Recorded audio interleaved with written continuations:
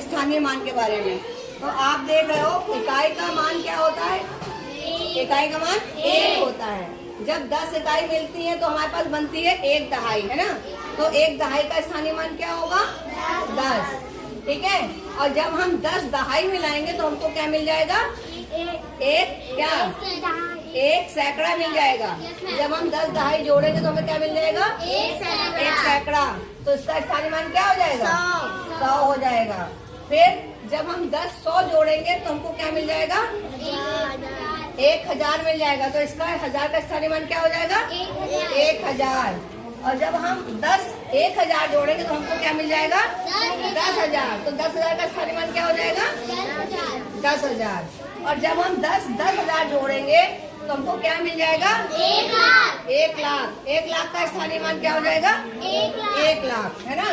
तो हमको ये देखना है कि इकाई में कितने जीरो हैं? एक भी नहीं जीरो है। दहाई में कितना जीरो होता है? 1 जीरो। तो जिस भी अंक संख्या में अगर 1 जीरो होगा तो हमको ये समझना चाहिए कि वो दहाई की संख्या है। समझ में आ रही बात? फिर सैकड़े में कितने जीरो हैं? 2 जीरो है। तो 2 जीरो में किसी भी अगर संख्या में 2 जीरो होंगे तो हम क्या समझ जाएंगे कि ये सैकड़े की संख्या है ना। तो ये हम जल्दी से पहचान लेंगे। फिर इसी तरह से 1000 में कितने जीरो हैं? 3। तो किसी भी अंक में अगर 3 जीरो लगे होंगे पीछे या किसी संख्या में 3 जीरो होंगे तो हम क्या समझेंगे उसको? ये 1000 की संख्या है। बात समझ में आ रही ना। जीरो देख के हम पहचान लेंगे कि 1000 की संख्या है।